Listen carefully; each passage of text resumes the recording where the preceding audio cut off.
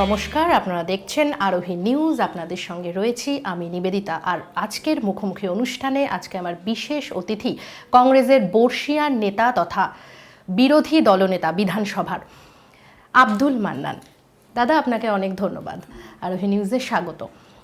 আমি আজকে আরোহী নিউজে মুখোমুখি অনুষ্ঠানে অনেক আলোচনায় বিভিন্ন বিষয়ে আলোচনা করব, তবে প্রথমেই যে আলোচনাটা যাচ্ছি সেটা হচ্ছে যে আপনি জানেন যে হেমতাবাদের দেবেন রায়, বিধায়ক দেবেন রায় মৃত্যু হয়েছে এবং যথারীতি এটা নিয়ে রাজনীতি শুরু হয়ে গেছে এবং বিজেপির যেহেতু উনি এমএলএ ছিলেন, মানে সিপিএমের এমএলএ ছিলেন, তারপরে বিজেপিতে যোগদান করেছে, তো বিজেপির নেতা নেত্রীরা তাকে খুন বলে চালাতে চাইছে। তো এবং বিভিন্ন বিষয়ে তারা রাষ্ট্রপতির কাছে চিঠি দিয়েছেন পর্যন্ত, তারপরে বন্ধ ডেকেছেন। এই বিষয়টা কতটা প্রাসঙ্গিক বলে আপনার মনে হচ্ছে? না, ব্যাপারটা হচ্ছে এখন যা সব বিরোধীরা আন্দোলন করছে, প্র্যাকটিক্যালি আজকের যিনি মুখ্যমন্ত্রী তার দেখানো পথেই, তার সবটা নয়, তাহলে তো বিধানসভায় গিয়ে মারামারি করতে হতো, আইপিএস অফিসারের গালে কাটি দিতে হতো, সে নানা রকমের কথা, মুখ্যমন্ত্রী ঘরের সামনে গিয়ে বসে পড়তেন, এসব তো বিনা অ্যাপয়েন্টমেন্টে।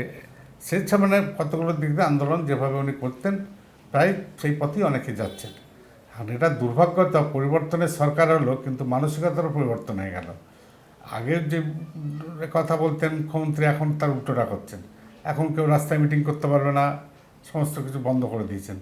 তো সেইভাবেই হচ্ছে। আর একজন এমএলএ যখন খুন হয়েছে, একটা এমএলএ যখন একটা খুন হয়েছেন, তখন তো আমরা, সেটা আমি পরে বলছি, এমএলএ যখন খুন হয়েছে তখন কিন্তু স্বাভাবিক কারণে এমএলএ খুন হয়েছে, সরকারকে প্রমাণ দিতে হবে যে এটা খুন নয়, এটা আত্মহত্যা। তার জন্য নিরপেক্ষ তদন্তের দরকার। তো সরকার এত তড়িঘড়ি করে সব ব্যবস্থা নিলেন, তাতে মানুষের মধ্যে আদৌ ধারণা পড়ে হলো যে বিরোধী দলের একটা এমএলএ বলে তাকে খুন করে দিয়ে এখন এটা ধামাচাপা দেওয়ার জন্য এত তাড়াতাড়ি পোস্টমর্টম রিপোর্ট সঙ্গে সঙ্গে পাবলিশড হওয়া, সবই একটা পোস্টমর্টম রিপোর্ট পাবলিশ হতে তো অনেক সময় লাগে, মানে পেতেই অনেক দেরি হয়। সেখানে সব কিছু পেয়ে গেল, তার বাড়ির লোকেরা পোস্টমর্টম রিপোর্ট সরকার নিয়ে সব প্রচার করে দিলেন, করলেন হোম সেক্রেটারি লেভেলে, স্পিড লেভেলে করতেন, তার একটা হতো। তো এই যে দেখাতে, মানে মৃত্যুর পরে স্বাভাবিক কারণে অনেকে অনেক কথা বলবে, বিরোধী দলও বলেছে, আমরাও বলেছি। আপনারা কি মনে করেন এটা খুন? এখন আমাদের পারিপার্শ্বিক অবস্থা দেখে মনে হচ্ছে এটা একটা খুন, অস্বাভাবিক মৃত্যু, এবং মৃত্যুটা আত্মহত্যা নয়। কিন্তু পোস্টমর্টম রিপোর্টও বলছে এবং তা ওনার পকেট থেকে যে সুইসাইড নোট উদ্ধার হয়েছে, সুইসাইড নোটের সব কি কোথা থেকে কি হচ্ছে, পুলিশে অনেক কিছু করতে পারে পুলিশ, অতএব ওটা বলে লাভ নেই। আর গোড়া থেকেই যেভাবে তৃণমূলের নেতারা বা সরকার পক্ষ মন্ত্রীরা যেভাবে বিবৃতি দিচ্ছেন, তাতে মানুষের ধারণা হচ্ছে, মানে সে ঠাকুর ঘরে কি আমি তো কলা খাইনি, প্রথম থেকে জানা যাচ্ছে, সেটা চোখ ধরা পড়ছে আর কি এইভাবে। তো ওরা গোড়া থেকে যে আচরণগুলো করছে তাতেই বোঝা যাচ্ছে। আর মুখ্যমন্ত্রী এত তদন্ত করতে অস্বাভাবিক। আমরা সিবিআই তদন্তে বিশ্বাস করছি না এখন আমরা, কারণ সিবিআই একটা পকেটের একটা সিআইডি তদন্তের নির্দেশ সিআইডি তদন্ত দিয়েছে। শাসক দল দমন দিচ্ছেনের ক্ষেত্রে দেখেছি পার্ক স্ট্রিট কাণ্ডে। তো সেখানে একটা আদালতের পর্যবেক্ষণে একটা তদন্তের ব্যবস্থা যদি মুখ্যমন্ত্রী করতে পারতেন তাহলে বুঝতাম তার সাহস আছে। তার মানে ডাল মে কুচ খালা হয়, উনি কিছু চাপা দেওয়ার চেষ্টা করছেন। তো আজকে যারা বিরোধী পক্ষ বলছে, সবাই বলছে, আমাদের দলের লোক নয়, আমরা কংগ্রেস পার্টি বা বামপন্থীরাও তাই করেন, আমরা যখনই কেউ হচ্ছে তার প্রতিবাদটা করি, যেহেতু বিজেপির মতো নয়। বিজেপি আজকে যখন তাকে আটকায় তখন তারা প্রতিবাদটা করেন, কিন্তু যখন রাজীব গান্ধী, রাহুল গান্ধীকে, প্রিয়াঙ্কা গান্ধীকে তাদের সরকার আটকে দেয়, রাস্তায় যে দেন আক্রমণ করে, তখন কিন্তু তারা চুপচাপ থাকেন। তো ওদের মধ্যে বিজেপি এবং তৃণমূলের মধ্যে আমি কোনো পার্থক্য দেখছি না, একে অপরের পরিপূরক। এসব যেটা হচ্ছে সব গট-আপ গেম হচ্ছে দুজনের মধ্যে। না, 1994 সালে আপনার বোধহয় মনে রয়েছে যে এমএলএ হোস্টেলে ফরওয়ার্ড ব্লক বিধায়ক রমজান আলী হয়েছিল, আর আমি বাংলা বন্ধ দেখেছিলাম। হ্যাঁ, বাংলা বন্ধ হয়েছিল, কিন্তু পরে কিন্তু জানা গেছে যে সেটা শরিকি দলের কোনো ব্যাপার নেই, খুন নয়, এটা হচ্ছে না, এটা খুন নয়, এটা পারিবারিক একটা ক্ষেত্রে হয়েছে, আত্মহত্যা, হত্যা হয়েছিল এবং তার শাস্তি হয়েছে। বিরোধীরা যেখানে বলছে আমরা তো তখন তাৎক্ষণিক আমরা বাংলা বন্ধ ডেকে দিয়েছিলাম সেদিন, এবং আমি নিজেই বাংলা বন্ধ ডেকেছিলাম। এখানে উত্তরবঙ্গ বন্ধ ডাকা হয়েছে, বাংলা বন্ধ ডেকেছিলাম। বুদ্ধবাবু আমাকে বলেছিলেন এর খেসারত কিন্তু আপনাদের দিতে হবে, পরবর্তী ক্ষেত্রে দেখতে পাবেন। আমাকে বলেছিলেন যে আসল সত্য যেদিন বেরোবে সেদিন আপনাদের পরিস্থিতির সামনে ইলেকশনে ধুয়ে মুছে সাফ হয়ে যাবেন। তো আমরা সাফ হয়ে যায়নি, আমরা সামনে ইলেকশনে ডবল সিট নিয়ে এসেছিলাম, যা সিট ছিল তার ডবল এসেছিলাম। কিন্তু এটা বিরোধী পক্ষ তো করবেই, স্বাভাবিক কারণে আমরাও করেছি, এরাও তাই করবে, অন্যায় তো কিছু করে না। আর আজকে যিনি মুখ্যমন্ত্রী তিনিও তো সেদিন অনেক কিছু করেছেন, সব কিছু করতে সিবিআই তদন্ত চেয়েছেন। এখন কিন্তু হঠাৎ যথাযথ প্রমাণ যেখানে নেই যে খুন, সেখানে বলা হয়ে যাচ্ছে যেটা- আত্মহত্যারও প্রমাণ তো নেই। প্রমাণটা কিভাবে হবে? প্রমাণটা হচ্ছে একটা নিরপেক্ষ তদন্ত হলে, যে খুন না আত্মহত্যা। যেভাবে ঝুলিয়ে রয়েছে, যারা সব গ্রামের লোকেরা গলায় দড়ি দেওয়া লোক দেখেছে, তারা কীভাবে হাত পা চটকায়, কীভাবে জিভ বেরিয়ে যায়, কীভাবে মাথার ঘাটটা বেঁকে যায়, সেসব নাকি তারা দেখতে পাচ্ছে না। তো এখন বা টিভিতে যেসব দেখাচ্ছে, ইলেকট্রনিক মিডিয়া যেসব দেখাচ্ছে, সোশ্যাল মিডিয়া যেসব দেখাচ্ছে চিত্রগুলো, তাতে তো একটা বার্সাই ভিউতে দেখা যাচ্ছে, উপর দৃষ্টি থেকে যেন মনে হচ্ছে এটা একটা প্রি প্ল্যান মার্ডার। এখন এগুলো সবই হচ্ছে তদন্ত না করে কোনো কিছু বলা যায় না। মানে সেক্ষেত্রে বিজেপির সুরেই সুর মিলিয়ে আপনারা বলছেন যেমন যে এটা পার্ক খুন। স্টেটমেন্টে খোদ মুখ্যমন্ত্রী বলেছেন ওটা সাজানো ঘটনা, অমুক তমুক করে করেছিলেন। পরবর্তী ক্ষেত্রে দময়ন্তী সেন যেভাবে ফাইল চালু করেছিলেন, তারপরে প্রমাণ হয়ে গেল যে তারা অপরাধী ছিল, ধরা পড়েছিল, সব হয়েছিল, এটা একটা রেপ কেস হয়েছিল, এবং সে দুর্ভাগ্য সেই মহিলা দেখে যেতে পারলেন না অপরাধীদের শাস্তি। তো মুখ্যমন্ত্রী স্বরাষ্ট্রমন্ত্রী থেকে বলে দিলেন যে এটা সাজানো ঘটনা। আবার কেউ কেউ বললেন মহিলা বাজে, এইসব নানা রকম মুক্তি করলেন। তো এটা আজকের মুখ্যমন্ত্রী তো সেদিন সিবিআই দাবি করেছিলেন তদন্ত, সব কথাতেই সিবিআই তদন্ত চাইতেন। সে যদিবাবুর ছেলের সম্পত্তি হলো কিনা সেটাও সিবিআই তদন্ত, কিন্তু এখন উনি সিবিআইকে এত ভয় পেয়ে গেছেন, এটি তো বুঝতে সব পাওয়ার কারণে যে বর্তমানে কেন্দ্রীয় সরকার সিবিআইটাকে যেভাবে অপপ্রয়োগ করছে, সেটা স্বাভাবিক কারণে। আচ্ছা আচ্ছা, আমি পরবর্তী প্রশ্নে যাচ্ছি যে আমফান এবং করোনা বাংলায় জোড়া ফলা। করোনাটা যদিও বাংলায় নয়, শুধুমাত্র সারা দেশ জুড়ে, কিন্তু বাংলার মানুষ এফেক্টেড। তো সেক্ষেত্রে আপনারা মানুষের কিভাবে পাশে থাকছেন? ধরুন আমাদের তো এখন মুশকিল হয়েছে কি, এই করোনাটা এবং আমফান রাজ্য সরকার এবং কেন্দ্রীয় সরকারের কাছে একটা আশীর্বাদ হয়ে গেছে। মানে আমি বলছি যে কারুর সর্বনাশ, কারুর পৌষ মাস। জনগণের সর্বনাশ হচ্ছে ওদের পৌষ মাস। সরকারের ব্যর্থতা তুলে ধরবে কে?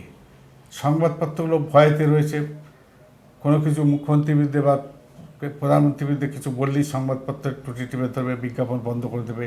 কত লোকের চাকরি চলে যাচ্ছে।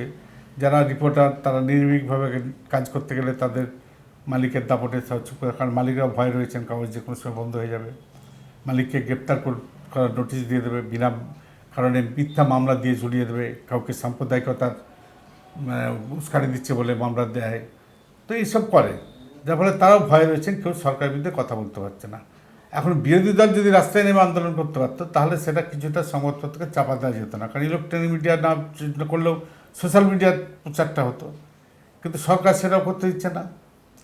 প্রথম দিন একটা অল পার্টি মিটিং দেখালো 23শে মার্চ, আমরা তাতে বললাম সরকারকে কী কী করতে হবে।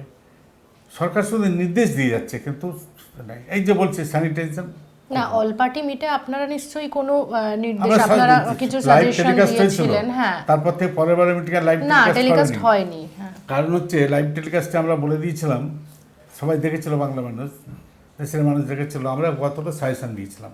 একটা হচ্ছে পরিযায়ী শ্রমিক যারা আছে, মাইগ্রেন্ট লেবার, তাদের একটা ব্যবস্থা করা। তাদের যদি ওখানে যারা আছে, যে জায়গায় আছে, তাদের একটা কুড়ে ঘর হলে থাকে, সেখানে তাদের খাওয়ার ব্যবস্থাটা, রেশনের ব্যবস্থাটা করে দাও।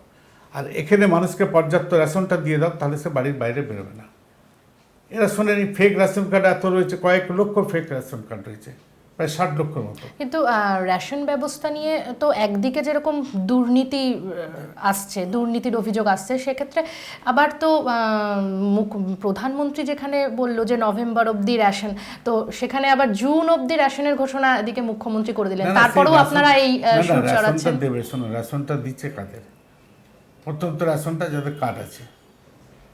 না এখন না, আমি একটা বলি আপনাকে, একটা কুপন সিস্টেম করেও কিন্তু রেশন দেওয়া হচ্ছে। এই যে আমি বলতে যাচ্ছি, আমাকে বলতে দিন না, আমি তো কার্ড সিস্টেম। আমি বলেছি আপনাদের কাছে তথ্য আছে কি? কারণ আমাদের রাজ্য অন্য রাজ্য থেকে পরিযায়ী শ্রমিক এখানে আছে, কোনো তথ্য সরকারের কাছে নেই। পরবর্তী ক্ষেত্রে বলছে কুপন দেবো, কিসের ভিত্তিতে কুপন দেবে, কারা কুপন দেবে, কারা আইডেন্টিফাইড করবে, বেনিফিশিয়ারিটা কে হবে, কোনো পরিকল্পনা নেই। পার্টির ক্যাডাররা যা বলছে, এইগুলো আমরা যখন বারবার বলছি, আমাদের কথা শুনলো না। তারপর শুনুন, আমি নির্দেশ দিলেই হয় না, আমাকে নির্দেশটা কার্যকরী করতে গেলে যেগুলো দরকার সেগুলো এফেক্টিভ হেল্প করতে হবে। আমি বলেছি সবাই স্যানিটাইজ করবে, সবাইকে বলছে বারবার সাবান দিয়ে হাত ধোবেন, বলছে বারবার সাবান দিয়ে হাত ধোবে। আপনি একটু গ্রামে যান, গ্রামে কেন, গরিব বস্তিতেও যান, যারা জল শৌচ করার পরে সাবান ব্যবহার করে না, মাটি ব্যবহার করে, আপনি সেই লোকদের বলছেন দুবেলা তিনবেলা সাবান দিয়ে হাত ধোবেন, আরে তাদের গভর্নমেন্ট সাবান কম দামি সাবান হলে সরবরাহ করুন না, স্যানিটাইজার ব্যবহার করবেন। এখন কিন্তু আপনি জানেন কিনা জানি না, মিড ডে মিলের সঙ্গেও কিন্তু একটা করে সাবান এবং একটা করে সবারই বাস্তব মাস্ক বাস্তব বুদ্ধিটা না হলে, হ্যাঁ, না থাকলে এরকম অনেক থিওরিটিক্যাল কথা আপনি যেমন বলছেন, সরকারও তেমন বলছে মিড ডে মিল কারা পাচ্ছে। মিড ডে মিল তো অবশ্যই গ্রামের যারা গ্রামে কেন শহরে পাচ্ছে, পাচ্ছে, কিন্তু একটু যারা মিড ডে মিল যারা পাচ্ছে তারা তো সবাই তো স্কুলে যায় না। আমাদের দেশের কত পার্সেন্ট স্কুলে যায়? আপনি খেতে মজুরা কোথায় মিড ডে যাচ্ছে? তাহলে তো এতে একটা লোক থেকেও ছড়িয়ে দেওয়া যায়। হ্যাঁ, তো আপনি তাদের কোনো স্যানিটাইজেশন ব্যবস্থা করছেন না, তাদের কোনো মানে সাবান দিচ্ছেন না। আমরা তো এইগুলো বলেছিলাম, তাদের এগুলো দিন, কিছুই নেই। তারপর আপনি রেশন দিয়ে দিলেন, চাল দিয়ে দিলেন আর আটা দিয়ে দিলেন, এবার তারা খাবেটা কি? তাদের তো ক্যাশ টাকা নেই। তো পরিকল্পনাবিহীনভাবে করছেন, বলে যাচ্ছেন একসঙ্গে কেউ থাকবে না, সব ঘরের ভেতরে থাকুন। আপনি বস্তি এলাকায় গিয়ে দেখুন তো একটা বাড়িতে 10 জন 15 জন করে লোক থাকে। হ্যাঁ, সে তো হাওড়া বস্তিতেই, সে তো সব মুখ্যমন্ত্রী জায়গাতেই। নিজেও তো তাদের আপনি কি করে বলবেন? সরকার যখন বলছেন এইসব কথাগুলো, তখন তো তাকে আসতে হবে যে আমি তাদের যে অর্ডারটা দিচ্ছি, নির্দেশটা কার্যকরী করতে গেলে যে ফেসিলিটিস দরকার, যে ইনফ্রাস্ট্রাকচার দরকার, সেটা আছে কিনা। আমি তো অবাক হয়ে গেলাম যে কী করে বলে এইসব বলে দিল। আমি 50% লোককে সব কর্মচারী এবার সরকারি অফিসে আসবে আর সব কারখানা খুলে দিতে বলছেন, সবাইকে বলছেন। আরে Howrah division, Sealdah division, Kharagpur division, Asansol division, এইসব যা ট্রেনে যাতায়াত করে, লোকাল ট্রেনে ইউবি করছে, যারা সুপারবান ট্রেনে যাতায়াত করে, সেই লোকগুলো যদি না যাতায়াত করে কী করে তার ডিউটি করবে? আমি যে লঞ্চ সার্ভিস চালু করে দিয়েছি, ওর তো ফেরি চালু হয়ে গেল, বন্ধ হয়ে গেল। কারণ প্রথমত 2 ঘন্টা থেকে 3 ঘন্টা লাগছে, আবার জোয়ার ভাটার ব্যাপার আছে। তারপর ভাড়া যেটা, একটা লোক যে মাইনে পায় ওখানে 7,000-8,000 টাকা মাইনে পায়, সব সিকিউরিটি স্টাফ, দোকানের কর্মচারী, তারা যদি দেখে তাদের যাতায়াতের এগুলো 6,000 টাকা খরচ হয়ে যাচ্ছে, তারা কোথা থেকে টাকাটা পাবে? মানে একটা পরিকল্পনা দিশাহারা অবস্থায় যে নির্দেশ দিয়ে দিচ্ছে সব, কিন্তু নির্দেশটা কিন্তু কার্যকরী হবে সেই বোধ শক্তিটা তো নেই, না সেটাকে এড়িয়ে যাওয়ার চেষ্টা করছে, উত্তর দিতে পারবে না বলে। সেখানে কি আপনারা আলটিমেটলি কোনো সাজেশন আমরা দিয়েছিলেন? দিচ্ছি, অনেকবার সাজেশন দিচ্ছি। আমরা যে কদিন আগে চিঠিটা দিলাম, এবং সব থেকে হচ্ছে আমাদের রাজ্যের মুখ্যমন্ত্রী, আমি অন্যান্য রাজ্যের মুখ্যমন্ত্রী, আমাদের বিরোধী দলের নেতাদের ফোন করেছি। আমি কেরলে ফোন করলাম, আমাদের পরিযায়ী শ্রমিকরা আছে ওখানে, রমেশ চেন্নিতলা আমার সাথে ফোনটা ধরে সঙ্গে সঙ্গে করলেন কি, আর একটা লাইন থেকে ওদের চিফ মিনিস্টারকে ফোন করছেন। ফোন করে তাকে বলছেন, ভাষাটা ইংলিশতে বললেন কারণ আমি যাতে বুঝতে পারি। এটা আমাদের রাজ্যে কল্পনা করে দেয় না। মুখ্যমন্ত্রী লিভ অফ দি অপোজিশন যখন তখন তাকে দরকার পড়বে ফোন করবে। আমি তো আমার এই 4 বছর মেয়াদে দেখিনি, একবার ও 2বার ও ফোন করেছে, আমি ফোনে কথা বলেছি। হ্যাঁ, এই ফোন তো ওর ফোন নাম্বারে ফোন তো নেই, ও কোথাও একটা ল্যান্ডলাইন দেবে, তবে ল্যান্ডলাইন আর জীবনে পাওয়া যাবে না। তো এই যে একটা মুখ্যমন্ত্রী একটা অদৃশ্য জগতের লোক হয়ে গেছে, বিরোধী দল যে তাকে সাজেশন দেবে কোনো কথা বলতে পারবে না, তাই কোনো সাজেশন দেয়, চিঠি দিলে চিঠির উত্তর নেই, সঙ্গে সঙ্গে কী করতে হবে? তো রাস্তায় নামার ব্যবস্থা নেই। বলছেন বিরোধী আন্দোলন করছে, তো আন্দোলন করে উনি কী করতেন? এত এই যে ব্যবস্থা থাকতো। কিন্তু এখন তো করোনা পরিস্থিতি, সেই জন্য তো আন্দোলনে আমরা তো করোনার রেশমে নেই, ওনার দল কী করে আন্দোলন করছে রাস্তায় নেমে? ওরা যখন কেন্দ্রীয় সরকারের বিরুদ্ধে পেট্রোল ডিজেলের দাম বাড়লো কেন, লোক দেখানি আন্দোলন করছে, কারণ লোক দেখানি এই কারণে বলছি, শুনুন, পেট্রোল ডিজেলের দাম বাড়লো কেন যখন করছে, এর আগে যখন ইউপিএর এই এনডিএর আমলে বাড়িয়েছিল, আমাদের শিলা দীক্ষিত বলেছিল দিল্লিতে আমি ওই রাজ্য সরকারের যে ট্যাক্সটা আমি নেবো না, মানে 8 থেকে 10 টাকা কমে গেছিলো। আমাদের অনেক কংগ্রেস শাসিত রাজ্যের মুখ্যমন্ত্রী বলে দিচ্ছেন নেবো না, ইনি কিন্তু তা বলছেন না। যখন পেট্রোল ডিজেলের দাম কেন্দ্রীয় সরকার বাড়ায়, পার্সেন্টেজ হিসেবে এরও দাম বেড়ে যায়, উনি জিএসটি চালু করতে দেবেন না পেট্রোল ডিজেলে, কারণ তাহলে তো আর ওই ইচ্ছামতো ট্যাক্সটা পাবো না। তো উনি বলতে পারতেন যে আমার ট্যাক্সটাই তুলে দেবো, বন্ধ করবো না। ডিজেলের দাম বৃদ্ধির জন্য আপনাদের জোট সরকার সুজন চক্রবর্তী তো একটা চিঠি দিয়েছেন, আপনি বোধহয় জানেন, যে স্যানিটাইজারে বোধহয় ওদের 18% জিএসটি, হ্যাঁ, সেখানে মুখ্যমন্ত্রীকে 9% জিএসটি কমানোর জন্য অনুরোধ জানিয়েছেন। না, কারণ জিএসটি থেকেও টাকা পাবে। ও মুখে সব বিজেপির বিরুদ্ধে লড়ছে, গ্যাসের দাম বাড়লো কেন, তো গ্যাসের দাম বাড়লে তাতে ও 100 টাকার মতো পেয়ে যাচ্ছে, তো বারবার ইয়ে করবে কেন? ওর যে এই যে ইনকাম বেড়েছে পেট্রোল ডিজেলের দাম বাড়ার জন্য, তো ফলে চোরকে বলো চুরি করো আর গেস্টে বলো সাবধান হও, এই দুরকম না, ও তলারও খাবে উপরেও খাবে, এই আর কি। তো সেই হিসাবে মানে সে কথা যেন আমাদের গ্রামে দুধও খাবার তামাকও খাবার দুটোই খেয়ে যাচ্ছেন উনি কেন্দ্রীয় সরকার পেট্রোল ডিজেলের দাম বাড়ালে ওনার যে দামটা বেড়ে যাচ্ছে, রাজ্য সরকার ট্যাক্সটা বেড়ে যাচ্ছে, সেটা উনি তো বলতে পারছেন না যে বন্ধ করে দেবো ওটা, তাহলে তো কিছুটা রিলিজ হতো, তা করেন না। তো এইসব দেখানোর জন্য কিন্তু আন্দোলন রাস্তায় নামলেন, ওর দল করলো, তখন কিছু হয় না।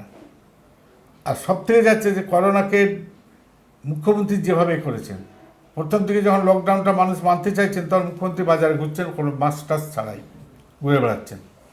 উনি সেটা একদম প্রথম দিকে দাদা, প্রথমেই তো ভয়টা ভাঙিয়ে দিল।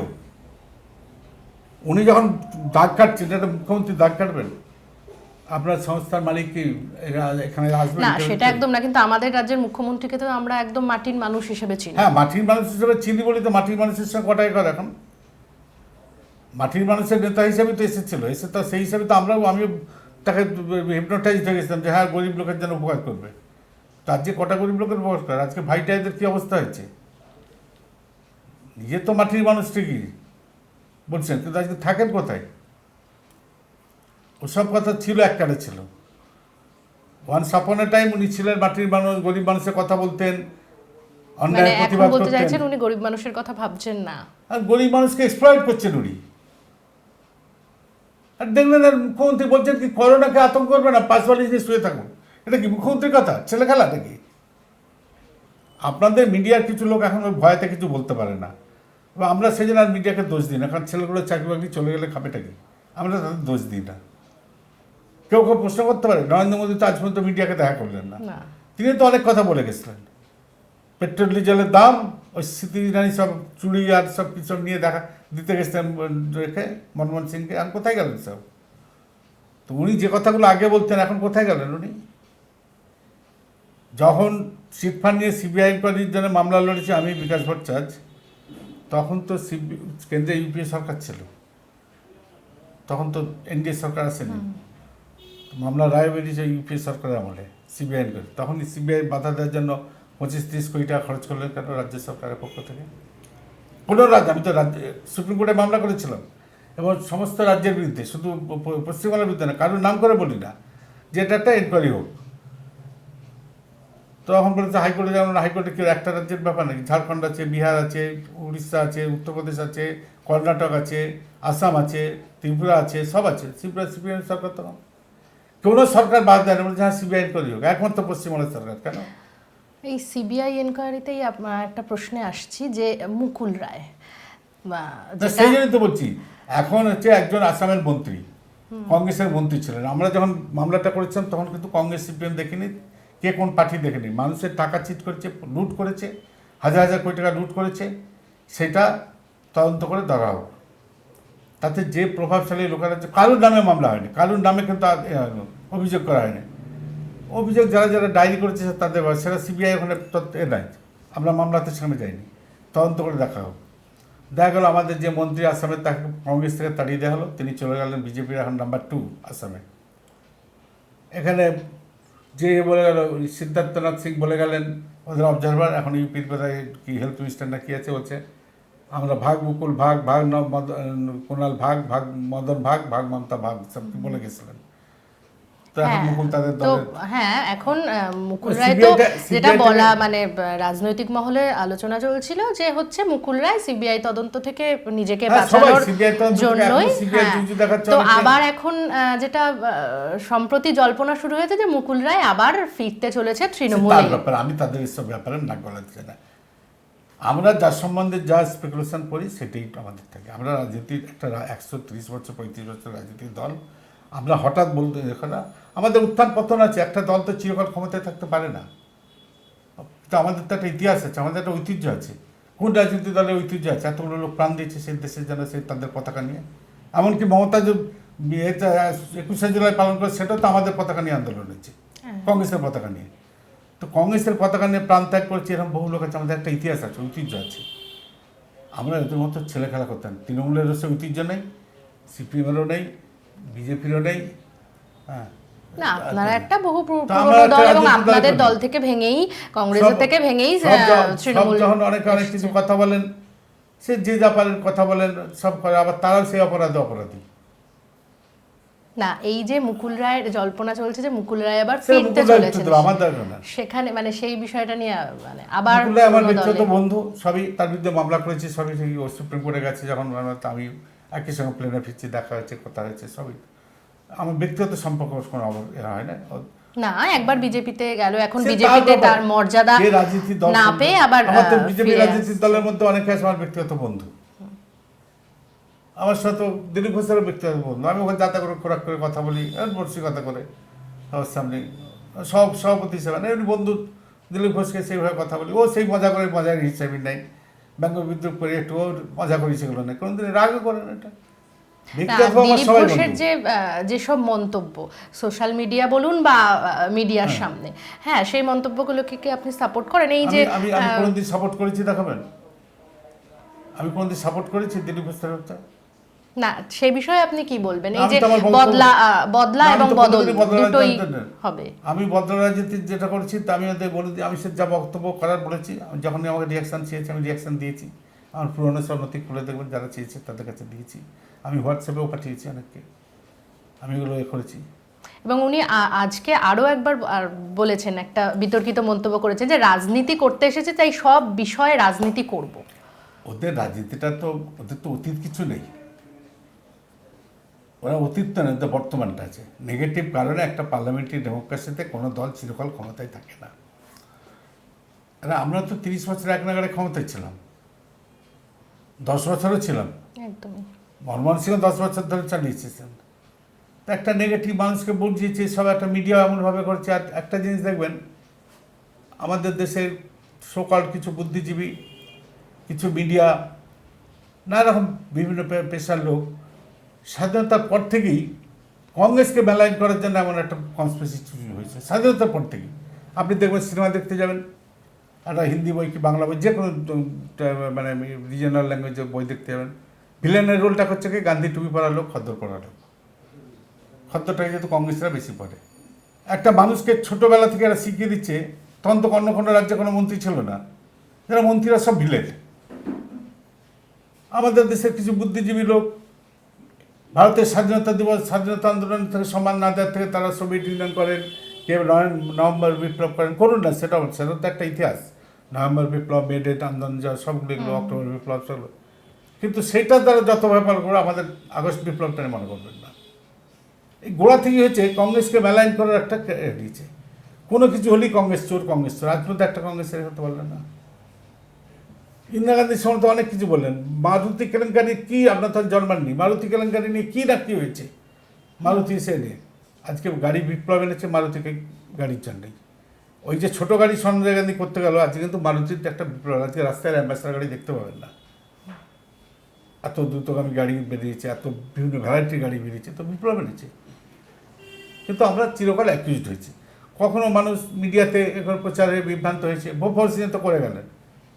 সেই ভিপি সিং বললেন আমরা ভুল করেছি বোফোর্স নিয়ে, পরে বললেন, কিন্তু যা ক্ষতি করার করে দিলেন।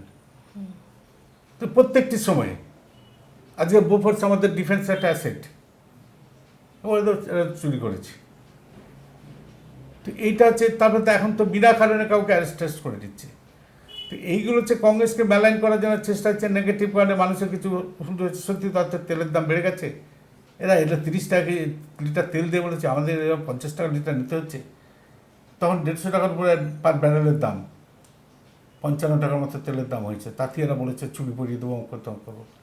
এই নরেন্দ্র মোদীর কত কী বললো, এরা এলে তো সত্যি তো এরা এই কংগ্রেসটার থেকেই হয়েছে।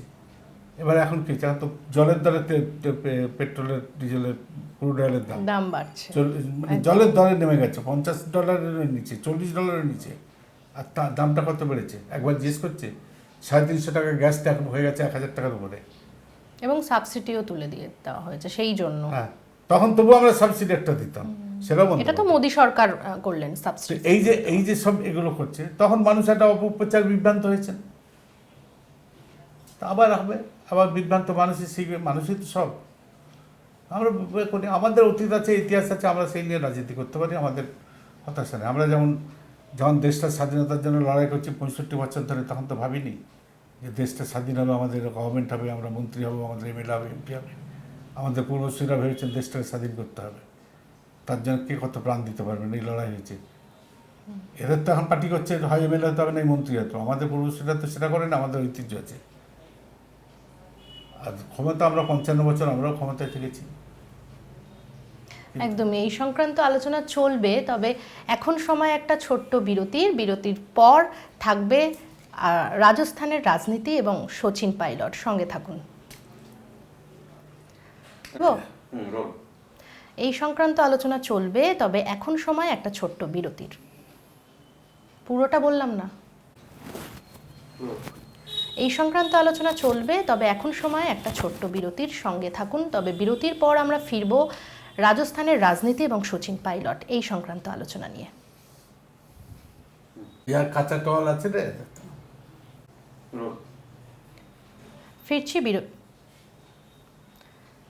ফিরলাম বিরতির পর।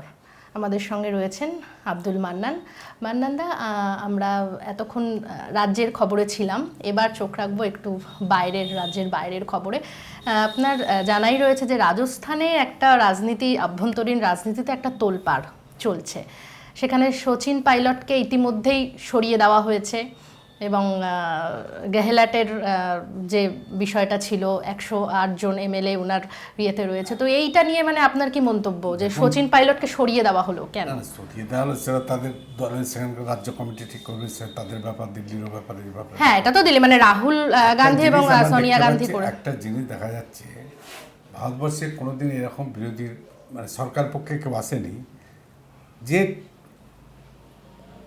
প্রশাসন, অর্থ সব কিছু বাহুবল নিয়ে বিরোধী দলের সরকারগুলোকে টিকতে দেবেন, যেটা আমাদের রাজ্য আমাদের মুখ্যমন্ত্রী করেছেন, সব জেলা পরিষদ মিউনিসিপ্যালিটি দখল করেছেন, সেটাও বৃহত্তর সাথে করেছেন আমাদের কেন্দ্রীয় সরকার। আমরা কোনোদিন এইভাবে কংগ্রেসের আমাদের কোনোদিন এইসব এমএলএ টেমএলএকে বাইরে নিয়ে গিয়ে রাখতে হতো, এসব আমরা করি। বিরোধী দলের সরকার চালিয়েছে, সবাই করছে। এখন আমরা তো সব সাধু পুরুষকে নিয়ে কাজ করতে আসছি না, সব সৎ রামকৃষ্ণ মিশনের সাধু। সে তো হাতের 5টা আঙ্গুল যেমন সমান কিছু নয়, কিছু এক থাকবেই। ব্যাপার। তার মধ্যে কেউ হয়তো ভেবেছিলেন যে কংগ্রেসের সে অপরিহার্য, তো তিনি কেউ মনে করছেন যে কিছু দাম পাইনি। এখন তখন তিনি একবার ভাবেননি যে আমি কংগ্রেসের থেকে কতটা পেয়েছি, কতটা পাইনি, সেই বিচার যখন করে, সেই স্বার্থের দ্বন্দ্ব আছে, তখনই সে তখন একটা দিশাহারা হয়ে যায়, অনেক কিছু সিদ্ধান্ত নিতে বাধ্য হয়। আপনাকে উদাহরণ দিই, যখন দেবরাজ দাস মুখ্যমন্ত্রী ছিলেন, ইন্দিরা গান্ধী যখন হেরে গেলেন 77 সালে, 78 সালের বোধ হয় 8ই নভেম্বর না একটা হয়েছিল, 8ই নভেম্বর ইলেকশনটা হয়েছিল। 8ই নভেম্বর ইন্দিরা গান্ধী বিলেত গিয়েছিলেন। তার আগে একটা ইলেকশন হলো 78 সালে, কংগ্রেসটা ভেঙে গেল। তো দেবরাজ দাস তখন কংগ্রেসের সঙ্গে ছিলেন, তো তিনি আবার মুখ্যমন্ত্রী হয়ে এলেন এবং ইন্দিরা গান্ধীকে চিকমাগালুরে জেতালেন। চিকমাগালুরে জেতাবার পর তার ধারণা হয়ে গেল তার জন্য ইন্দিরা গান্ধী জিতেছেন। তিনি সব এমএলএদের নিয়ে রিভোল্ট করতে আরম্ভ করলেন। রিভোল্ট করলেন কি, ইন্দিরা গান্ধী তাকে বললেন যে আপনি এটা কারণ আপনি মুখ্যমন্ত্রী আছেন, প্রদেশ কংগ্রেসের সভাপতিটা অন্য একজনকে দিন, নেতা দেবেন। অনেকবার বলার পরে যখন করলেন না, তখন ইন্দিরা গান্ধী ভেঙে দিলেন, প্রদেশ কংগ্রেস কমিটির সভাপতি তাকে সরিয়ে দিয়ে অন্য একজনকে দায়িত্ব দিলেন। এইচ পাতিল কাকে দিয়েছিলেন। তিনি বিদ্রোহ করে বললেন আমি কংগ্রেসের সঙ্গে সম্পর্ক ত্যাগ করে দিলাম। এবং 200 কতজন এমএলএর মধ্যে প্রায় সবই এমএলএ, 2-1 ছাড়া, গুন্ডুরা, বাঙ্গারাপ্পায় কয়েকজন ছাড়া বাকি সব চলে গেলেন তার সঙ্গে। তার কদিন পরেই যখন লোকসভা ইলেকশন হলো, সবাই ভেবেছে ওখানে টিপু সুলতানা মুক্ত বলে করলেন, দেখল দেবরাজ দাস একটা সিটও পেলেন না। 28টা সিটের মধ্যে সব সিটই কংগ্রেস জিতলেন। মানে ওনার সঙ্গে 28 জন এমএলএ ছিলেন, 28টা এমপি, তারপরে এমপি এমএলএরা সব ছিল। উনি মুখ্যমন্ত্রী, উনি সব এমএলএদের নিজের দিকে নিলেন যে আমরা কংগ্রেসের সম্পর্ক না, ইন্দিরা গান্ধী আমাকে সরিয়ে দিয়েছে কেন কংগ্রেস প্রেসিডেন্ট থেকে, অর্থাৎ ওই কংগ্রেসকে আমরা মানি না, আমরা তখন সব কংগ্রেসে চলে গেলেন। তো দিয়ে করলেন, দিয়ে বললেন ওনার জন্যই নাকি ইন্দিরা গান্ধী জিতেছেন, উনি এসেছেন, সব আরম্ভ করে দিলেন। তো সে যদি কেউ ভেবে থাকেন তো কিছু নেই। পরবর্তী ক্ষেত্রে দেবরাজের পরিণতি সবাই দেখেছেন, যখন হলো, যখন লোকসভা ইলেকশনটা হলো। কিন্তু এক্ষেত্রেও তো রাজস্থানে তো ডুবতে বসেছিল কংগ্রেস, সেখানে সচিন পাইলটের হাত ধরেই আবার নতুন করে ফিরিয়ে আনবে, সবই তো করেছিল। আমরা তো যখন সোনিয়া গান্ধী কংগ্রেসের দায়িত্ব নিয়েছিলেন এর আগে, তখন 14টা আমরা সব স্টেটই প্রায় হয়ে গেছিলাম, 14টা স্টেটে আবার ফিরে এসেছিলাম। আবার 10 বছর কংগ্রেস গভর্নমেন্ট চালিয়েছিল। এরকম জয় খিচুড়ি সরকার করতে গেলে মানে অনেক লক্ষ্যে নিয়ে আমাদের চালাতে হয়েছে। তা আমরা সরকার চালিয়েছি তো 10 হ্যাঁ, এটা আমরা তো দেখেছি ইতিহাসে যে কংগ্রেসের উত্থান পতন। অথবা আমরা এইসব নিয়ে করি না। আজকে যারা অনেক কিছু অভিযোগ করে, আর আপনাদের সংবাদপত্রে একটা কথা ভাষা লেখাই আছে পরিবারতন্ত্র। আচ্ছা আজকে বলুন তো, যে পরিবারতন্ত্র হচ্ছে, নেহেরু ফ্যামিলি তো ছেড়ে দিয়েছেন কংগ্রেসটা, রাজীব গান্ধী মার্ডার হওয়ার পর তো কংগ্রেসের কেউ কিছু করেনি, ওর ফ্যামিলি কেউ এমপিও দেয় না, কিছু দেয় না। সবাই গিয়ে সোনিয়া গান্ধীকে হাতে পায়ে ধরে বলেছে দায়িত্ব দাও, কারণ এমন একটা ফ্যামিলিকে নেওয়ার চলতে যায় যে ফ্যামিলির যে রেকর্ড আছে, স্যাক্রিফাইস আছে, ভারতবর্ষে কোনো রাজনীতিবিদের নেই। সোনিয়া গান্ধীকে তার স্বামীকে হারাতে হয়েছে, শাশুড়িকে হারাতে হয়েছে, নিজেরও জীবন বিপন্ন, ছেলেকে পড়াতে পাঠিয়েছে, নিজের নামে পাঠাতে পারেনি। তাই নিয়ে বিরোধী পক্ষ বলেছে উনি তো লেখাপড়া সেকেন্ড নেব না, বলে তো যেখানে পড়াশোনা আছে ওখানে তো সেকেন্ডই, কারণ তাকে ফলস নামে ওখানে ভর্তি হতে হয়েছিল তার নিরাপত্তার জন্য। এসব তো আমাদের এইসব এটা বুঝবে না, পরিবারতন্ত্র। আচ্ছা বলুন তো, যদি বলেন মাধবরাজ সিংহের ছেলে, ও কী তন্ত্র এসছে, ও কবে রাজনীতিটা করেছিল, বাবা মরে গেল এমপি হলো, তাই তো, এসে সংস্থা পার্টির দায়িত্ব পেয়ে গেল। ওখানে তো আগে তো অনেকে কংগ্রেস করতো, তারা তো উপায় নেই। না, সচিন পাইলটের ক্ষেত্রেও তাই, বলছি, সচিন রাজীব পাইলটের গান্ধীর কি? হ্যাঁ বাবা মারা বন্ধু। গেল অ্যাক্সিডেন্টে, ও তখন 26-25 বছর বয়স হয় না, দাঁড়াতে পারে না, মা দাঁড়ালো এমপি। একদমই, এবং কংগ্রেস তারপরে থেকে যথেষ্ট সুযোগ আচ্ছা, সুবিধাও তারপরে পেয়েছে। দেওয়া হয়েছে। তো সবাই যদি মনে করে তার জন্যই কংগ্রেসটা জিতছে, তাহলে তো মুশকিল। যেটুকু সে পেয়েছে, আমি তো 55 বছরের বেশি কংগ্রেস করছি, আমাকে অনেকে বলতে পারে তুমি তো আরও বেশি পেতে, আমাকে তো, কারণ আমি যেটুকু পেয়েছি সেটা আমি একটা অজপাড়া গাঁয়ের ছেলে, মধ্যবিত্ত ঘরের ছেলে। আমার বাবা কোনদিন এমএলএ হয়নি, এমপি হয়নি, কেউ আমাদের ফ্যামিলির কেউ হয়নি, কোনো আত্মীয় স্বজনের কেউ হয়নি। তা আজকে যে কটা লোক আমাকে চেনে সে তো কংগ্রেস করার জন্য। আমি যদি বলি যে না, আমি তো আমার থেকে কম যোগ্যতা সম্পন্ন অনেক বড় দেখা চলে গেছে, আমি কি করে এখানে থাকবো, তো আমি যাই একটা। হ্যাঁ, তো এগুলো না, আমি কতটা পার্টিকে দিতে পেরেছি সেটা ভাবা উচিত। এই যদি এই ধারণা থাকলে, মানসিকতা থাকলে দ্বন্দ্ব আসবেই, সেই দ্বন্দ্ব থেকে এগুলো ফেস করতে হবে। এখন তার কংগ্রেস না, হঠাৎ করে তাকে মানে হাইকমান্ড থেকে সরিয়ে দেওয়ার সিদ্ধান্ত, যেখানে উনি আগেই বলে দিয়েছিলেন যে উনি বিজেপিতে যাচ্ছেন না বলেও তো অনেকে গেছে। মাধবরাজ সিন্ধিয়ার ছেলে বিজয় জ্যোতিরাদিত্য পুরোনো ফুটেজগুলো দেখুন না, বিজেপিকে কী ভাষায় গালাগালি দিয়েছে। হঠাৎ তিনি চলে আসতেন এখন বিজেপিতে, হঠাৎ তিনি এখন বিজেপির এতদিনে বলা কথাগুলো পরিবারতন্ত্র। হ্যাঁ, এখানে দেখা গেছে সচিন পাইলটের হয়ে উনি কথা বলেছেন, জ্যোতিরাদিত্য সিন্ধিয়া। অতএব বিহাইন্ড দ্য সিন কি হচ্ছে না হচ্ছে কি হচ্ছে না, যে সচিন পাইলট বলেছেন যে একটা আমি অন্য দল তৈরি করব। তো অন্য দল যদি করে তাহলে কংগ্রেস কেন আগে থেকে স্প্রে করবে না? আমার পেছনে যদি আমার মাথায় যদি কেউ লাঠি মারে, আমি কেন সেই লাঠিটা আগে ভেঙে দেবো না? না, তাহলে আপনি এটা মনে করেন যে সচিন পাইলট দল থেকে বেরিয়ে গেলে কোনো ক্ষতি হবে না? অপরিহার্য নয়। একটা পুরনো দল অনেক দিয়ে মানুষের তার যেমন প্লাস পয়েন্ট আছে, মাইনাস পয়েন্টও থাকতে পারে। এতদিন ক্ষমতা আছে, সবাইকে সন্তুষ্ট করতে পারে না, মানুষের সব সমস্যার সমাধান করা যায় না, এটা ঠিকই। এবং প্রতিকূল অবস্থার মধ্যে দিয়ে হয়েছে।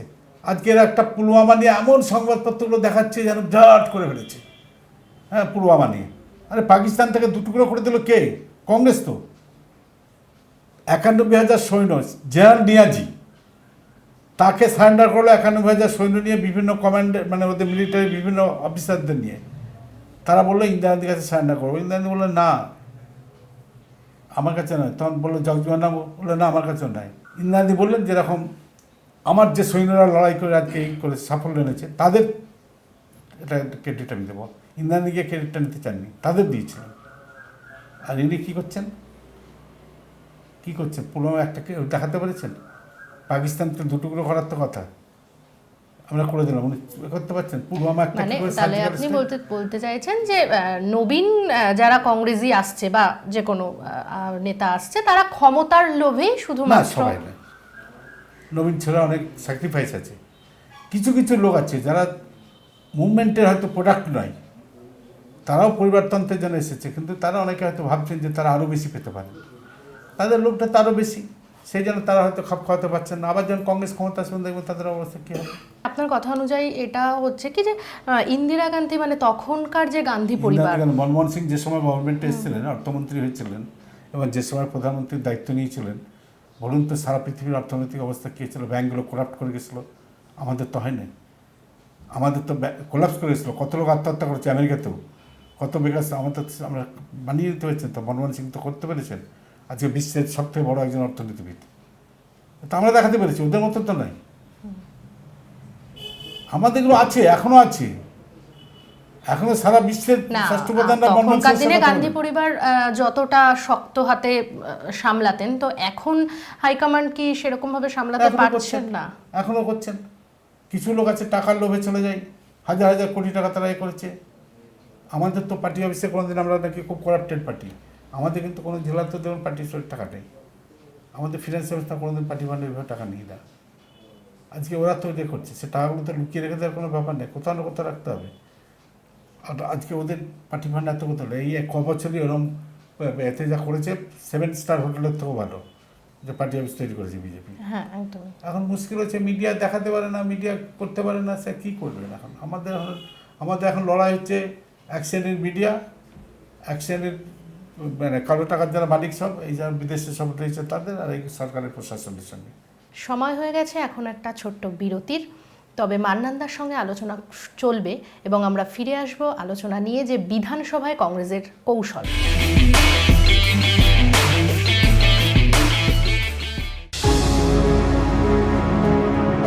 Wanna fly?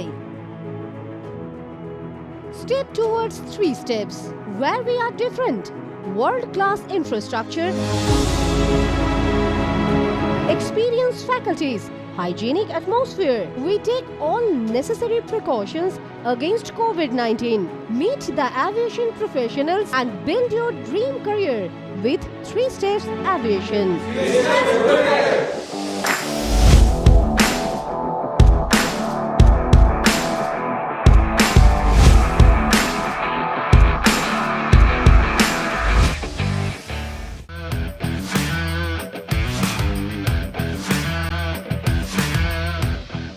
Welcome to Sinha Group of Companies, your genie in a bottle. Career advancement opportunities in aviation and hospitality.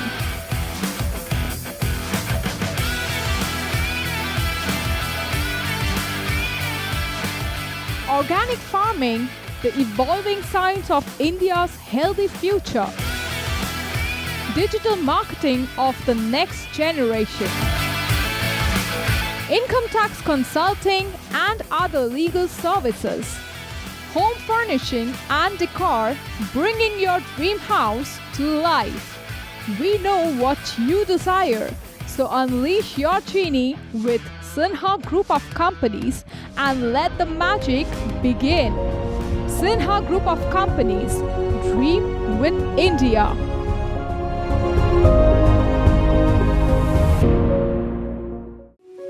এক ডাকেই যাকে পাই, আরোহী ফাউন্ডেশন একেবারেই তাই। 8 থেকে 80-র জন্য এক ডাকে সাড়া দেয় আরোহী ফাউন্ডেশন। দুস্থ মানুষের পাশে দাঁড়ানোর জন্য অঙ্গীকারবদ্ধ আরোহী ফাউন্ডেশন। ছাত্রছাত্রীদের সফল ভবিষ্যতের জন্যই নিবেদিত আরোহী ফাউন্ডেশন। আরোহী foundation, solution for every need. Your Bazaar, our Bazaar. Welcome to OneStopBazaar.com, where you can get all your necessary stuff, starting from souvenir to t-shirts, shoes, and many more handmade antique stuffs are available just under one roof. Our stores are available at airports like Kolkata, Guwahati, Imphal, Bagdogra, and you can also find us at City Center too. We are just one click away to serve your need. Visit OneStopBazaar.com or www.onestopbazaar.com. Feel the Indiana.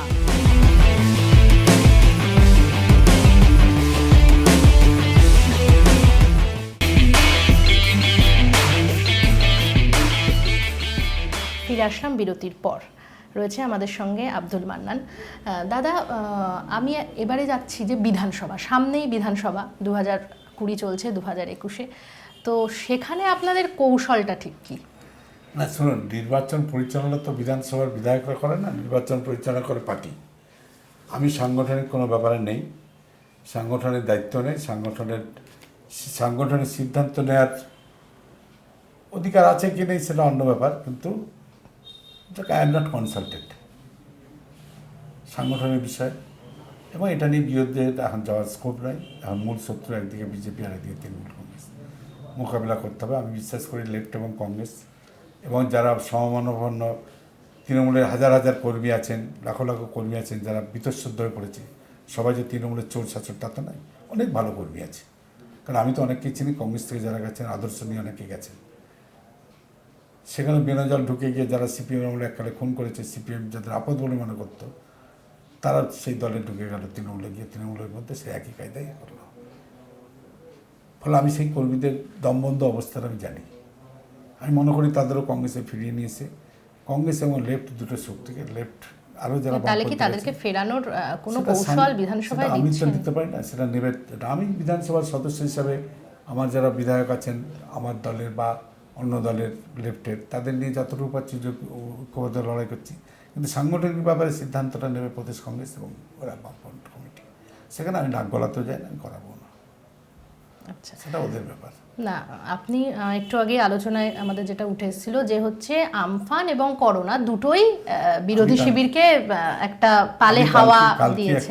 কালকে মুখ্যমন্ত্রীর যে বিবৃতি মানে সাংবাদিক সম্মেলন করেছে, যে 99.5% উনি সব দিয়েছে। তখন একটা এটা তো পাগলের প্রলাপ ছাড়া কেউ নাই। আজকেও সব বিভিন্ন সংবাদপত্রে বেরোচ্ছে, বিভিন্ন ইলেকট্রনিক মিডিয়া, সোশ্যাল মিডিয়া দেখাচ্ছে কীভাবে। তাই মুখ্যমন্ত্রীকে চ্যালেঞ্জ করে একটা পাঠিয়েছিলাম যে আপনি এক কাজ করুন, আপনি একটা লোক পাঠান। আপনি যে সাফল্য বলছেন করোনাতে সব সুচিকিৎসার ব্যবস্থা হয়েছে, পাঠান। যদি দেখেন যে আপনার বক্তব্য সত্যি, আমি ক্ষমা চেয়ে চলে আসবো। আপনি যে ত্রাণের 95% কেন 50% দিয়েছেন দেখান, দুর্নীতি হয় না দেখান, তাহলে আমি রাজনীতি ছেড়ে দেবো। তো উনি একতরফাভাবে ঘেরাটোপের মধ্যে থেকে সাংবাদিক সম্মেলন করে বলে দিচ্ছেন সব হয়েছে। এমনই বলছেন যে ওরা লোকেরা বেরোতে পারছে না, ওদের পঞ্চায়েতের মেম্বারকে কান ধরে উঠবাস করতে হচ্ছে, প্রধানকে কান ধরে উঠবাস করতে হচ্ছে, ঘর ছাড়া হয়ে গেছে মানুষের চাপে পড়ে।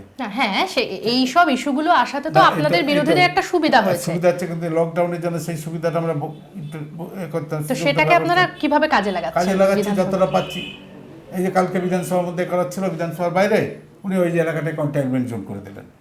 আর আমাদের তো আন্দোলনটা মানুষের স্বার্থে, রাজনীতির স্বার্থে তো নাই। আমি সেখানে একটা বিধানসভা স্টাফের একটা হয়েছে, আমি সেখানে সঙ্গে সঙ্গে 5 সেকেন্ড একটা জোর করে গাইড জোর করবো, তারা করিনি, আর ডেফার করতে হচ্ছে। এই প্রতিকূল অবস্থার মধ্যে দিয়ে আমাদের লড়তে হচ্ছে। কারণ মুখ্যমন্ত্রী যা বলে যাচ্ছেন মানুষ হাসছে শুনে, এবং মুখ্যমন্ত্রী খোরাকের পাত্র হয়ে গেছেন মানুষের কাছে। উনি বললেন আমি সব ব্যবস্থা নিয়েছি দুর্নীতিবিদ। একটা এফআইআর করেছেন, বলুন তো একটা এফআইআর মুখ্যমন্ত্রীকে চ্যালেঞ্জ করেছে, আপনি একটা এফআইআর দেখান। আপনি বলেছেন কাটমানি ফেরত দেবো। দুর্নীতি, হ্যাঁ, কাটমানি যে সবাই তো ফেরত দেখিয়েছে যে ফেরত হয়েছে। তো ফেরত যদি হয়, টাকা যদি কেউ চুরি করে ফেরত দিচ্ছে, তার বিরুদ্ধে আইনানুগ ব্যবস্থা নেওয়া হবে না? না, আইনানুগ ব্যবস্থা নেওয়া। কোথায় একটা কেস হয়েছে, এফআইআর করেছে বলুন না? একটা কোর্টে, আপনার কোর্টের কোনো কাগজে তো দেখিনি মামলা হয়েছে একটাও। পুলিশের কাছে না, আমি টাকাটা নিয়েছি ফেরত দিলাম, তা সবাই তো দেয় না, দু একটা দেখিনি হয়ে গেল। কাটমানি যত নিয়েছে, তারপরে করোনা আসার পর তো সব চাপা পড়ে গেল, আর কাটমানি আর ফেরত দেওয়ার কথা হচ্ছে না। 1 লাখ লোকের থেকে নিলে তো 4টে লোক গিয়ে ফেরত দিয়ে অনুষ্ঠান করে ফেরত দিচ্ছি, ব্যাস হয়ে গেল। তারা কত লোকের শাস্তি দিচ্ছে, তাহলে গভর্নমেন্ট একটা শ্বেতপত্র প্রকাশ করে, হোয়াইট পেপার, কত কাটমানি আদায় হয়েছে সরকারি ফান্ডে এসে উঠছে, তা নেই। আপনি বলছেন দুর্নীতিবিরুদ্ধে ব্যবস্থা নেব, দেখাচ্ছে তো যে তার পাকা বাড়ি সেখানে তিরপল দিয়েছেন, রিলিফ দিয়েছেন, আবার বলছেন কিছু লোক ফেরত দিয়েছে। তো এই যে নেওয়া ছিল, তো তাদের বিরুদ্ধে শাস্তির ব্যবস্থা কী হয়েছে? একটাও এফআইআর হয়েছে? কংগ্রেসের আমলে দেখেছি আমরা, যদি আমাদের তখন তো এত পঞ্চায়েত ছিল না, রিলিফ দেওয়া হতো, রিলিফ যদি এদিক এদিক হতো এফআইআর হয়ে যেত, তাকে পুলিশ অ্যারেস্ট করতো। আমরা ছোটোবেলায় দেখেছি তো কংগ্রেস আমলে। তো এসব বলে তো আমরা মুখ্যমন্ত্রী সবাইকে ভাবছেন বোকা ভেবেছেন না, তাহলে কি আপনারা মানুষের কাছে পৌঁছচ্ছেন? আমরা মানুষের যত রকম ভাবেই সোশ্যাল মিডিয়ার মাধ্যমে পড়ছি, যে কোনো জায়গাতে গিয়ে কন্টেইনমেন্ট জোনে করে দিয়ে আমরা বামফ্রন্ট এবং কংগ্রেস যৌথভাবে বিভিন্ন জায়গায় সারা পশ্চিমবাংলাতেই করছি। কোথাও ত্রাণ দেওয়া, আমাদের তো লিমিটেশন, তার মধ্যে তো অনেক ক্ষেত্রে বামপন্থীরা অনেক ক্ষেত্রে এগিয়ে গেছে, আমরাও কিছু কিছু ক্ষেত্রে করেছি যেখানে আমাদের শক্তি আছে। আমি তো নিজেও দেখেছি দক্ষিণ 24 পরগনা বামপন্থীরা প্রায় 100 দিনের উপর ধরে লকডাউন দিন থেকে চালু হয়েছে, সেদিন থেকে ত্রাণ দিয়ে যাচ্ছে। সেখানে তৃণমূলের পঞ্চায়েতও কোনোদিন যোগাযোগ করে না, বিডিওরাও যায়নি। আমি তো নিজেও তো কতগুলো কমিউনিটি কিচেনে গিয়ে ঘুরে এসেছি। হ্যাঁ, যেরকম বামপন্থীরা কিন্তু এখন আপনি জানেন বোধহয় যে উত্তরবঙ্গকে পাখির চোখ করে আগামী বিধানসভায় এগোচ্ছে, এবং তারা তৃণমূলকে নয়, কারণ তারা যেহেতু বুঝতে পেরেছে যে আগামী বিধানসভায় আসলেও আসতে পারে বিজেপি, এবং প্রধান বিরোধী শক্তি হিসাবে উঠে এসেছে তারা ইদানিং। তো সেই জন্য কিন্তু ওরা তৃণমূলের এগেনস্টে নয়, বিজেপির এগেনস্টে করছে। মমতা ব্যানার্জি অনেক আন্দোলন করেছেন, কিন্তু আসতে পারতেন না যদি না কংগ্রেস পাশে থাকতো। একটা পলিটিক্যাল পার্টি পলিটিক্যাল স্ট্যান্ডটা রাখতে হয়। বিজেপির তো সবই আছে, নেগেটিভ করে শুধু পশ্চিমবঙ্গ আসবে না, পশ্চিমবাংলায় ওই গোমূত্র সেবন করুন, গোবর সেবন খান, সবাই এটা তো বলে বিজেপি। এইসব বলে কিন্তু পশ্চিমবাংলার মানুষ হাসির খোরাক করে দেয়। হ্যাঁ, হ্যাঁ সেটাই যে বিধানসভায় তো সিপিএম নিজেদের মতো করে এগোচ্ছে, কিন্তু আপনারা যেখানে জোটে রয়েছে সেখানে আপনারা কিভাবে এগোচ্ছেন?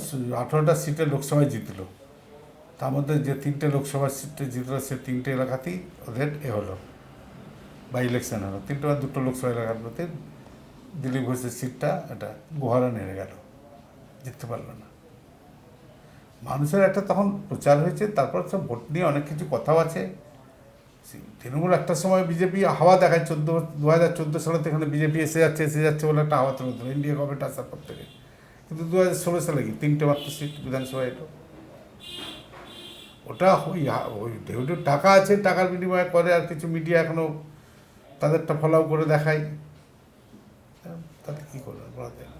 না আপনারা যে আবার জোটে বিধানসভায় তো আপনারা জোট করছেন, তো সেক্ষেত্রে যেটা লোকসভায় দেখা গিয়েছিল যে আপনাদেরও কিন্তু 2টো সিট কমে গেছে এবং সিপিএম সে তো হবে, জোটটা না হওয়ার জন্য তো সেখানে তো দেখা গেছিল যে সিপিএম এর অধিকাংশ বেশিরভাগ ভোটই বিজেপিতে চলে গেছে, তো সেক্ষেত্রে এবার জোট হলে কিছু হবে না? জোটটা না হওয়ার জন্য কংগ্রেস এবং লেফটের ভোটাররা হতাশ হয়ে গেল যে তাহলে তো আবার তৃণমূল জিতবে, যাও বিজেপিকে দিয়ে দাও। এই ভোটটা কিন্তু পার্মানেন্ট নয়, কেউ নীতিগত আদর্শ হতে নেগেটিভ ভোটটা দিয়েছিল, কিন্তু যখনই জোটটা হচ্ছে তখনই কিন্তু আবার সেই লোকগুলো ফেরত আসছে। কিন্তু জোটে তো হয়ে লোকসভায় আপনাদেরও 2টো সিট, মানে আপনাদের ওই বাধা তো, সিট আমাদের 2টো কমে গেল। বাধা সিট চলে গেল কিভাবে? লোকে দেখলো যে এখানে বিজেপিকে দিতে হবে, তৃণমূলকে হারাতে পারবো বলে, কিন্তু 2টো জায়গাতে বিজেপি জিততে পারলো না, তৃণমূলই জিতে গেল, কারণ ওখানকার মুসলিম মেজরিটি বেশি ছিল। আর একটা জায়গা করলো কি সব বিজেপি জিতে গেল। এটা মানুষের ওই তাৎক্ষণিক একটা সিদ্ধান্ত, কিন্তু এটা পারবেন না। 14 সালেও আমরা দেখেছি, আমি 2016 সালে 1991 সালে যখন রাম মন্দিরে পুজো হচ্ছে, ঈদ পূজা হচ্ছে, তখন আমি দেখেছিলাম এই চাপদানিতে প্রচুর ভোট পেয়েছিল ওটা তৃণমূল বিজেপি, তখন তো তৃণমূল হয়নি। কিন্তু 91 সালে যখন আমি দাঁড়ালাম, এই জায়গাটা হচ্ছে হিন্দু প্রধান জায়গা, নন বেঙ্গলি হিন্দু, উদ্বাস্তু হিন্দু সব, আমি মুসলিম ক্যান্ডিডেট, কিন্তু আমি অনেক ভোটে জিতলাম। তখন ওইটা তখন কাজে লাগলো না, রাম মন্দির হিন্দু ধর্ম। আবার 92 সালে রাম মন্দির বাবরি মসজিদ ভাঙার পরেও করসেবকও ছিল এখানে, কিন্তু ভোটটা হয়ে গেল 96 সালে গিয়ে দাঁড়ালো এখানে লোকসভা বিধানসভা দুটোতেই আমি জিতলাম আমার পার্টি। ফলে এটাকে একটা সাময়িক একটা হয়, তখন ওই তৃণমূলকে অ্যাটাক করবো, ওই সময় সিপিএমকে অ্যাটাক করবো, অল্টারনেটিভ যখন চলে এসছে তখন এসে গেছে। এবারে কংগ্রেস এবং লেফটের জোট হলে বিজেপির আসার সম্ভাবনা নেই। কিন্তু বিরোধী বিজেপি এবং শাসক শিবির দলই কিন্তু এই আপনাদের জোটকে কটাক্ষ করেছে, বলছে ওরা তো মানে সিপিএম আর কংগ্রেস এই দল। ওটা তো ওদের দুজনে একটা গটা পাচ্ছে, কারণ বিজেপিও জানে সিপিএম এবং কংগ্রেস কোনোদিন বিজেপির সঙ্গে হাত মেলাবে না, মমতা আমাদের সঙ্গে হাত মেলাতে পারে, অতএব ওরা যাতে না আসতে পারে তার জন্য মমতা থাকুক আপত্তি নেই। আর মমতাও জানেন, চিফ মিনিস্টারও জানেন যে তার আসল শত্রু কংগ্রেস, কারণ উনি তো কংগ্রেসকে ভুল বুঝিয়ে কংগ্রেসের কর্মীদের দিয়ে এসছেন। তৃণমূল যেদিন হারবে সেদিন সব লোকগুলো কংগ্রেসে চলে আসবে, সাধারণ কর্মীরা, সাপোর্টাররা। অতএব বিজেপি থাকুক, কংগ্রেসটা শেষ হয়ে যাক, এটা দুজনে গটা পাচ্ছে। দেখছেন না, 6 বছর হয়ে গেল আজ পর্যন্ত সিবিআই কিছু করলো না। আমি তো আবার বিজেপি বিকাশবাবুকে নিয়ে আবার যাবো আমরা। আচ্ছা, এই প্রসঙ্গে একটা কথা বলি যে ধুবুলিয়ায়, নদিয়ার ধুবুলিয়ায় সম্প্রতি একটা অসম্ভব বড় মিছিল কংগ্রেসের বিএলআরও অফিসে ডেপুটেশন দেওয়া, কৃষকদের কিছু দাবি দাওয়া নিয়ে। তো এই কারিশমাটা কি করে, মানে কি বলবেন? তৃণমূলের তো যারা গেছে কংগ্রেস থেকে, এবং কংগ্রেসের একটাকে বললাম, কংগ্রেসের উত্থান পতন সবই দিচ্ছে। ইন্দিরা গান্ধী হেরে গেছেন, আরামবাগে প্রফুল্ল চন্দ্র সেনও হেরে গেছেন। আমাদের এরকম বহু অতিমন্ত্রী প্রকাশী কায়রো পর্যন্ত হেরে গেছেন, পাঞ্জাবের মুখ্যমন্ত্রী, এরকম বহু লোক হেরে গেছেন। কামরাজ নাদার হেরে গেছিলেন, মানে যাদের এত স্যাক্রিফাইস ছিল, কিন্তু আবার তারা উঠে এসেছেন। এটা হচ্ছে কংগ্রেসের একটা ট্র্যাডিশন। আবার কংগ্রেসের লোকেরাই আসছে। ইন্দিরা গান্ধী হেরে যাওয়ার পর মানুষই স্লোগান দিয়েছিল, আধা সুখা রুটি খাएंगे लेकिन इंदिरा को वापस लाएंगे, সবই হয়েছিল। তো আমি হতাশ নই, হয়তো আমার বয়স হয়েছে, আমার জেনারেশন তো থাকে, আমি আগামী জেনারেশন কংগ্রেসের, আমি সেটা বিশ্বাস করি। হ্যাঁ, তবে কংগ্রেসেরও যত দিন যাচ্ছে তত কিছু কিছু সুবিধাবাদী লোকও চলে আসে, যে কংগ্রেসের মধ্যে গেলে একটা ভালো জায়গাতে পেয়ে যাবো, কিছু একটা হবে, ন্যাশনাল পার্টি কোথাও না কোথাও ক্ষমতা থাকবে। এইসব লোকগুলো থেকে কংগ্রেসকে করতে হবে। এখনও দিল্লি লেভেলে কিছু আছে, আমি রাজীব গান্ধীকে চিঠি থেকে পাঠিয়েছিলাম এই 19 সালে। তো সিপিএম কিন্তু জোটে থেকেও বিধানসভার জন্য কিন্তু নিজে নিজে আর কি কিছুটা এগোচ্ছে, হ্যাঁ, তো সে চালাচ্ছে নানা রকম সে ভাবে। তো সাংগঠনিক ব্যাপারে আমাদের বাড়ি যে এগোচ্ছে না কে বলবো, আমাদের বাড়ি হয়তো এগোচ্ছে, আমি তার মধ্যে থাকছি না, প্রসেসের মধ্যে আমি হয়তো নেই, কিন্তু আচ্ছা, আর হচ্ছে বিধানসভা ভোটকে সামনে রেখে দেখা যাচ্ছে প্রত্যেকটা দলই ভার্চুয়াল দিকটা বেছে নিয়েছে, ভার্চুয়াল মিটিং করছে। বিজেপি তো করছেই ভীষণভাবে, কারণ ওরা যেহেতু ভার্চুয়ালি ভীষণ স্ট্রং, এবং তৃণমূল সরকারও করছে। তো সেখানে আপনারা কি মানে কিছু বললাম করছেন? সাংগঠনিক ব্যাপারে যা কথা বলার প্রদেশ কংগ্রেস বলবে, ওটা আমি একদমই দেখছি না, আমি হয়তো ডাকবো না, আপনাদের কি এরকম কিছু আমি হয়েছে? এই ব্যাপারে কোনো ডাকও বলে না, খবরও নিই না, কিছু করি না। আচ্ছা, আমি সাংগঠনিক ব্যাপারে কোনো দায়িত্ব নেই আর কোনো কিছু দায়িত্ব নেই। সাংগঠনিক ব্যাপার ওরা যা করছে আমি সব বিরোধিতা করি না আর সমর্থনে এগিয়ে যাই না। আমি আমার নিজের মতো বিধানসভায় যেটুকু দায়িত্ব আছে পালন করছি। যেদিন বলবো তুমি সরে যাবো, তার তো আমার কোনো দুঃখ নেই, তাতে আমি অন্য পার্টিতে যাবো না। তা আমার ওইসব নিয়ে কোনো মোহ নেই। আমাকে এমএলএ হতে হবে এরকম মোহ নেই। আমি এতদিন ধরে এমএলএ ছিলাম, 82 সালে এমএলএ হয়েছি, ইন্দিরা গান্ধী আমার বক্তৃতা দিয়েছে, প্রথম ইলেকশন আমি জিতেছি। আর আমি যাদের সংস্পর্শে রাজনীতি করেছি আর তারা আমার কাছে এখন আদর্শ। আমি প্রথম যেদিন কংগ্রেসের পতাকা ধরেছি বিনোবাভাবে পায়ে দিয়ে প্রণাম করেছি 64 সালে।